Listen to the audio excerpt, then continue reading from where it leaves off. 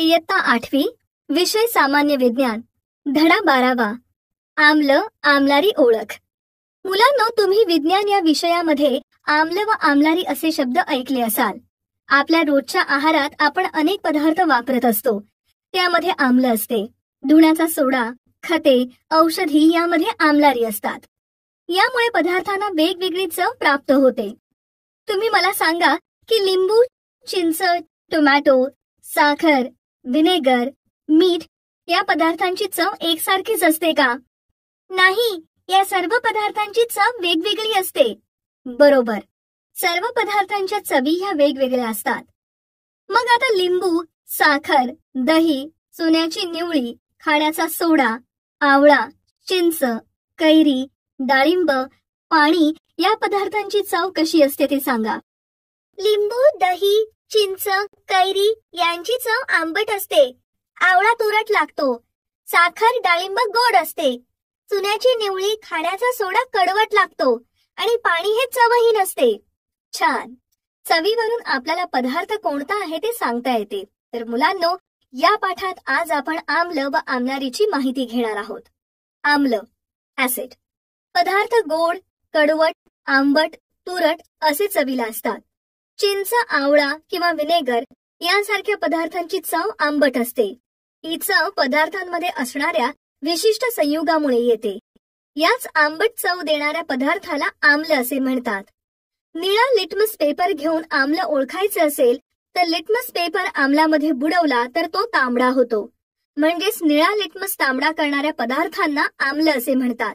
आम्ल हे पाण्यात विद्राव्य व क्षणकारक असतात.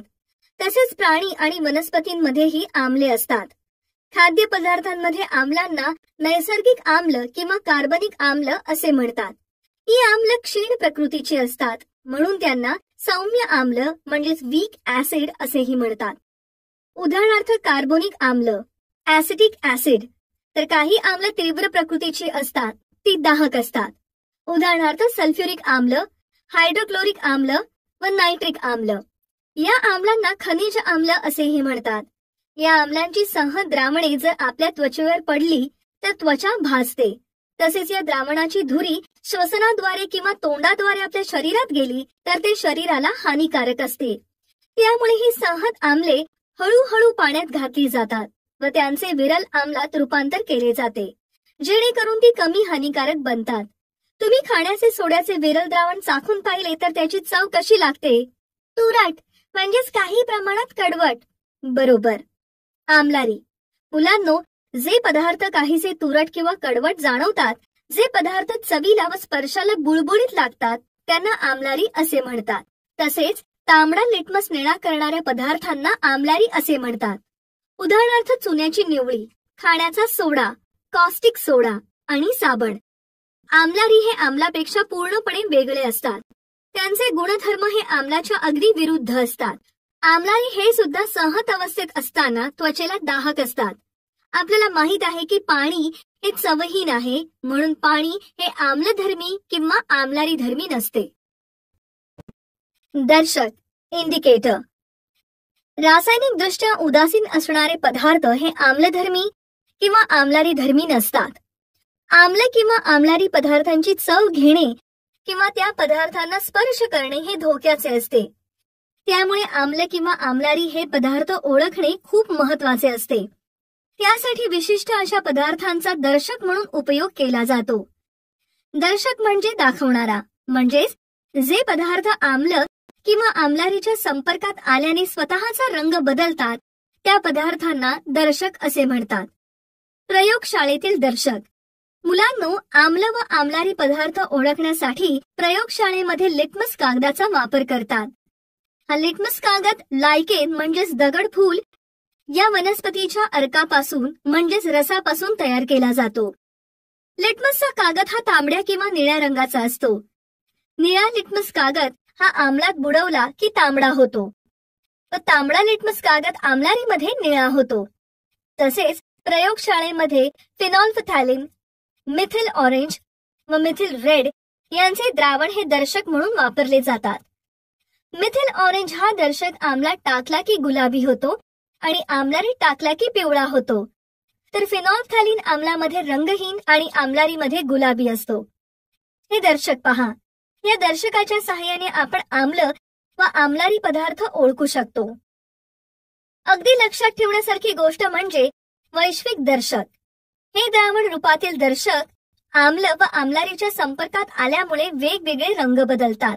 अशा प्रकारे दर्शकाच्या सहाय्याने आपण आम्ल व आम्लारी पदार्थ ओळखू शकतो. आता हा तक्ता पहा आणि त्याचे नीट निरीक्षण करा. यामध्ये दर्शक पदार्थ, त्यांचा मूळ रंग, त्या दर्शकाचे आम्ल व आम्लारी द्रावणातील रंग याविषयी माहिती दिली आहे. नैसर्गिक दर्शक बनविणे. आता आपण नैसर्गिक दर्शक कसे बनवतात ते पाहू. त्यासाठी आपण एक कृती करू. या कृतीसाठी लागणारे साहित्य आहे जास्वंद, गुलाब, हळद, लाल कोबीची पाने, गालन इत्यादी. कृती. सर्वप्रथम लाल जास्वंदाच्या पाकळ्या पांढऱ्या गालन कागदावर घासा. त्यानंतर ह्या पट्ट्या कापून घ्या. म्हणजेच हा जास्वंदापासून तयार झालेला दर्शक कागद होय. त्याचप्रमाणे गुलाबाच्या पाकळ्या पांढऱ्या गालन कागदावर घासा. या पट्ट्या कापून घ्या. पहा, हा गुलाबाचा दर्शक तयार झाला. आता हळदीची पूड घ्या. त्यात थोडे पाणी घाला. या हळदीच्या पाण्यात गालन कागद किंवा साधा कागद थोडा वेळ बुडवून ठेवा. हा कागद वाळल्यानंतर त्याच्या पट्ट्या तयार करा. याप्रमाणे हळद दर्शक कागद तयार करा. आता लाल कोबीची पाने थोड्या पाण्यात टाकून पाणी तापवा. त्यानंतर कोबीच्या पाण्याचे द्रावण थंड करा आणि त्यामध्ये कागद बुडवून बाहेर काढा. हा कागद वाळवून त्याच्या पट्ट्या तयार करा. अशा प्रकारे कोबीच्या पानांचा दर्शक तयार होईल. या प्रकारे तयार केलेल्या दर्शक कागदावर विविध पदार्थाचे थेंब टाका व त्याचा काय परिणाम होतो ते खाली दिलेल्या तक्त्यात पहा. अशा प्रकारे आपण नैसर्गिक दर्शक कसा तयार करायचा ते अभ्यासले आहे. करून पहा. मुलांनो, आता आपण पदार्थ आम्ल किंवा आम्लारी आहेत हे ओळखण्यासाठी एक कृती करूया. त्यासाठी खाण्याचा सोडा घ्या. त्यात थोडे पाणी घाला. आता हे द्रावण लिंबाचा रस, व्हिनेगर, संत्र्याचा रस किंवा सफरचंदाचा रस अशा पदार्थांवर टाका. आता मला सांगा, खाण्याच्या सोड्याचे पाण्यातील द्रावण फळांच्या रसात टाकल्यावर तुम्हाला काय दिसून आले? बुडबुडे आल्यासारखे दिसले. अगदी बरोबर. यावरून आपल्या लक्षात येते की आम्लधर्मी पदार्थाच्या द्रावणात खाण्याच्या सोड्याचे पाण्यामधील द्रावण टाकले की बुडबुडे येतात किंवा ते फसफसते. तसेच हळदीपासून बनवलेल्या दर्शक कागदी पट्ट्यांचा पिवळा रंग काही विशिष्ट पदार्थांच्या पाण्यातील द्रावणात लाल होतो. म्हणजेच यावरून आपण असे म्हणू शकतो की आम्लारी धर्मी पदार्थांमध्ये हळदीच्या दर्शक कागदाचा रंग हा लाल होतो. आता व्हिनेगर, लिंबाचा रस, अमोनियम हायड्रॉक्साईड आणि विरल हायड्रोक्लोरिक आम्ल यांचे नमुने वेगवेगळ्या परीक्षण नळीत घ्या. खालील तक्त्यात दिलेल्या दर्शकाचे थेंब त्यात टाका आणि तसेच लिटमस कागदही द्रावणात बुडवा. तर त्यावर काय परिणाम होतो ते खालील तक्त्यात पहा. वरील तक्त्यात लिंबू रसाच्या द्रावणात तांबडा लिटमस पेपर तांबडाच राहतो, मात्र निळा लिटमस पेपर तांबडा होतो. फेनॉल्फ्थालीनचे थेंब टाकल्यास द्रावण रंगहीन होते, तर मिथिल ऑरेंज टाकल्यास द्रावणाचा रंग गुलाबी होतो. यावरून लिंबू रस आम्लधर्मी आहे. अमोनियम हायड्रॉक्साईडच्या द्रावणात तांबडा लिटमस निळा होतो, निळा लिटमस निळाच राहतो. फिनॉल्फ्थालीनचे थेंब टाकल्यास द्रावण गुलाबी होते, तर मिथिल ऑरेंजचे थेंब टाकल्यास रंग पिवळा होतो. यावरून ते आम्लारी धर्मी आहे. याचप्रमाणे हायड्रोक्लोरिक आम्ल व बायकार्बोनेटवर लिटमस पेपर आणि फिनॉल्फ्थालीन व मिथिल ऑरेंजचा होणारा परिणाम या तक्त्यात दर्शविला आहे. अशा प्रकारे या प्रयोगातून आपल्या लक्षात येते की आम्लात लिटमसचा निळा रंग बदलून तांबडा होतो आणि आम्लारीत तांबडा लिटमस हा निळा होतो. तसेच मिथिल ऑरेंजचा नारंगी रंग आम्लात गुलाबी होतो, तर रंगहीन असलेला फिनॉल्फ्थालीन हा आम्लारीत बुडवला की गुलाबी होतो. हे चित्र पहा. या चित्रात दाखवल्याप्रमाणे लिटमस कागदावर आम्ल व आम्लारीचा परिणाम होतो. बरं, आता मला सांगा, घरातील शहाबादी फरशीवर किंवा ओट्यावर लिंबाचा रस, चिंचेचे पाणी असे आंबट पदार्थ पडले तर काय घडते व का? नाही माहीत? मीच सांगते. शहाबादी फरशीवर किंवा ओट्यावर लिंबाचा रस किंवा चिंचेचे पाणी पडले तर ती जागा खडबडीत होते. याचे कारण की लिंबाच्या रसातील सायट्रिक आम्ल व चिंचेच्या पाण्यातील टार्टारिक आम्ल यांची शहाबादी फरशी किंवा ओट्यांमध्ये असणाऱ्या धातूंच्या कार्बोनेट्स बरोबर अभिक्रिया होऊन कार्बन डायऑक्साईड मुक्त होतो. यामुळे शहाबाद फरशीचा ओट्याचा पृष्ठभाग खडबडीत होतो. आता आपण आपल्या परिसरातील माती आणून ती आम्ल, आम्लारी की उदासीन आहे ते पाहूया. सूचना: यासाठी एका चंचू पात्रात अर्धे भरेल इतकी माती घ्या. त्यात शुद्ध पाणी ओता. चंचू पात्र 3/4 एवढे भरेल इतके पाणी ओता व ढवळत राहा. नंतर माती व पाण्याचे मिश्रण काही वेळ तसेच राहू द्या. माती खाली बसल्यावर वरील पाणी काळजीपूर्वक ओतून घ्या. त्यात निळा व तांबडा लिटमस पेपर टाकून निरीक्षण करा. जर निळा लिटमस पेपर तांबडा झाला तर माती आम्लधर्मी असेल आणि जर तांबडा लिटमस पेपर निळा झाला तर माती आम्लारी धर्मी असेल. अशा प्रकारे आपल्या परिसरातील मातीचे परीक्षण करता येते. बरं, आता मला सांगा की हिरवट डाग पडलेल्या तांब्याची भांडी किंवा काळसर पडलेली चांदीची भांडी ही चकचकीत करण्यासाठी काय वापरले जाते? तांब्याच्या भांड्यावर पडलेले हिरवे डाग काढण्यासाठी चिंचेचा कोळ वापरतात, तर चांदीच्या भांड्यावरील काळे डाग काढण्यासाठी अमोनियाचे द्रावण, लिंबू रस किंवा डिटर्जंट पावडर वापरले जाते. अगदी बरोबर. दात घासताना टूथपेस्ट का वापरतात? दात टूथपेस्टने घासल्यामुळे दात स्वच्छ होतात, तसेच दातांची झीज व कीड थांबवली जाते. बरोबर. टूथपेस्ट मध्ये फ्लोराईड व आम्लारी पदार्थ असतात. दात घासताना आम्लधर्मी लाळेचे उदासीकरण होते व अतिरिक्त आम्ल निघून जाते व दात स्वच्छ होतात. आम्ल. मुलांनो, आम्लामध्ये हायड्रोजन हा प्रमुख घटक असतो. त्यामुळे आम्ल हे चवीने आंबट असते. आम्लाचे पाण्यातील द्रावण हायड्रोजन आयन उपलब्ध करून देते, म्हणजेच निर्माण करते. उदाहरणार्थ, पाण्यातील द्रावणात हायड्रोक्लोरिक आम्लाचे विघटन होऊन हायड्रोजन आयन व क्लोराईड आयन तयार होते. अशा प्रमाणे हायड्रोजन हा आयन निर्मितीत महत्वाची भूमिका बजावत असतो. आता आपण आम्लांची उदाहरणे पाहूया. आम्लांची काही उदाहरणे: हायड्रोक्लोरिक आम्ल, नायट्रिक आम्ल, सल्फ्युरिक आम्ल, शीतपेयांमधील कार्बोनिक आम्ल, लिंबू आणि काही फळात असणारे एस्कॉर्बिक आम्ल, सायट्रिक आम्ल, व्हिनेगर मध्ये असणारे ऍसिटिक आम्ल. अशा प्रकारची आम्लांची उदाहरणे सांगता येतील. तसेच आपल्या रोजच्या वापरातील खाद्यपदार्थांमध्ये नैसर्गिक आम्ले असतात. ती सौम्य प्रकृतीची असतात, त्यामुळे ती खनिज आम्लांप्रमाणे हानिकारक किंवा अपायकारक नसतात. मुलांनो, हा तक्ता पहा. या तक्त्यामध्ये पदार्थांमध्ये वेगवेगळी नैसर्गिक आम्ले कशी आढळून येतात ते समजते. आम्लाचे गुणधर्म. आता आपण आम्लाचे गुणधर्म अभ्यासूया. आम्लाची चव ही आंबट असते. उदाहरणार्थ दही, लिंबू. आम्लाच्या रेणूमध्ये हायड्रोजन आयन हा मुख्य घटक असतो. आम्लाची धातू बरोबर अभिक्रिया होऊन हायड्रोजनची निर्मिती होते. आम्लाची कार्बोनेटची अभिक्रिया होऊन कार्बन डायऑक्साईड हा वायू मुक्त होतो. आम्लामध्ये निळा लिटमस कागद तांबडा होतो. आम्ल पदार्थांचे पीएच मूल्य 7 पेक्षा कमी असते. जे आम्लारी पदार्थांबरोबर रासायनिक प्रक्रियेत भाग घेतात त्यांना आम्ल पदार्थ म्हणतात. अशा प्रकारे आपल्याला आम्लाचे गुणधर्म सांगता येतील. आम्लाचे उपयोग. मुलांनो, आता आपण आम्लाचे उपयोग काय आहेत ते पाहूया. रासायनिक खतांच्या उत्पादनांमध्ये आम्लांचा वापर केला जातो. तेलाच्या शुद्धीकरण प्रक्रियेत औषधी द्रव्ये, रंग, स्फोटक द्रव्ये यांच्या निर्मितीमध्ये आम्लांचा वापर केला जातो. वेगवेगळ्या प्रकारचे क्लोराईड क्षार बनविण्यासाठी हायड्रोक्लोरिक आम्ल वापरले जाते. बॅटरीमध्ये म्हणजेच विद्युत घटामध्ये विरल सल्फ्युरिक आम्लांचा उपयोग केला जातो. पाण्याचे निर्जंतुकीकरण करण्यासाठी विरल हायड्रोक्लोरिक आम्लाचा वापर केला जातो. लाकडाच्या लगद्यापासून पांढरा शुभ्र कागद तयार करण्यासाठी आम्लाचा वापर केला जातो. संहत आम्ल आणि आम्लारीची दाहकता. संहत सल्फ्युरिक आम्ल हे पाण्यात विरघळत असताना खूप उष्णता तयार करते. त्यामुळे संहत सल्फ्युरिक आम्लाचे विरलीकरण करण्यासाठी ते हळूहळू पाण्यात सोडले जाते. ते द्रावण ढवळण्यासाठी काचकांडीचा वापर करतात. असे द्रावण ढवळल्यामुळे तयार होणारी उष्णता ही एकाच जागेवर न राहता द्रावणात सगळीकडे पसरली जाते. आम्लाचे द्रावण उसळून बाहेर पडू नये म्हणून हे द्रावण ढवळतात. सर्वात महत्वाची गोष्ट म्हणजे संहत सल्फ्युरिक आम्लात कधीच पाणी घालू नये, कारण तसे केले तर मोठ्या प्रमाणात ऊर्जा निर्माण होऊन स्फोट होऊ शकतो. सोडियम हायड्रॉक्साईड व पोटॅशियम हायड्रॉक्साईड सारखी आम्लारीही अतिशय तीव्र व दाहक असतात. ही संहत द्रावणे त्वचेवर पडली की त्वचा भाजते. कारण ही सहज द्रावणे त्वचेतील प्रथिनांचे विघटन करतात. जरा डोके चालवा.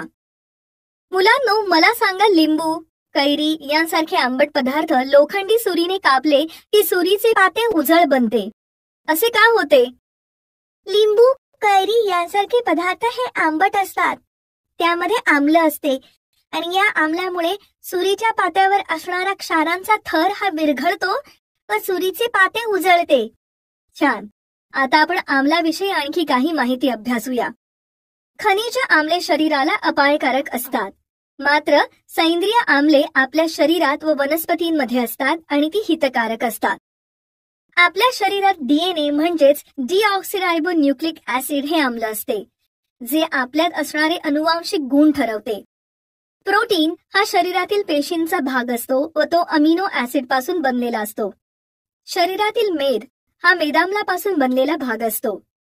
यावरून आपल्या लक्षात येते की शरीराला आम्लाची खूप गरज असते, परंतु काही आम्ले ही शरीराला हितकारक असतात तर काही आम्ले ही अपायकारकही असतात. आम्लारी. तांबडा लिटमस पेपर निळा करणाऱ्या पदार्थांना आम्लारी असे म्हणतात. धातूंची आम्लारीधर्मी ऑक्साईड पाण्यात विरघळतात व आम्लारी तयार होतात. उदाहरणार्थ, सोडियम ऑक्साईडची पाण्याबरोबर अभिक्रिया होऊन सोडियम हायड्रॉक्साईड तयार होते. कॅल्शियम ऑक्साईडची पाण्याबरोबर अभिक्रिया होऊन कॅल्शियम हायड्रॉक्साईड तयार होते. आम्लारीमध्ये हायड्रॉक्साईड हा प्रमुख घटक असतो. आम्लारी हा एक असा पदार्थ आहे की ज्याचे द्रावण हायड्रॉक्साईड आयन निर्माण करतात. उदाहरणार्थ, सोडियम हायड्रॉक्साईड आयन अभिक्रिया सोडियम आयन अधिक हायड्रॉक्साईड आयन. मुलांनो, आता ही चित्रे पहा. Sodium hydroxide, potassium hydroxide, calcium hydroxide, magnesium hydroxide व अमोनियम हायड्रॉक्साईड ही आम्लारीची उदाहरणे सांगता येतील. आता हा तक्ता पहा. या तक्त्यावरून आपल्याला आम्लारीचे सूत्र आणि त्याचे उपयोग लक्षात येतील. आम्लारीचे नाव, सूत्र, उपयोग. सोडियम हायड्रॉक्साईड कॉस्टिक सोडा, NaOH कपडे धुण्याच्या साबणामध्ये वापरले जाते. पोटॅशियम हायड्रॉक्साईड पोटॅश, KOH आंघोळीच्या साबणात किंवा शॅम्पूमध्ये वापरतात.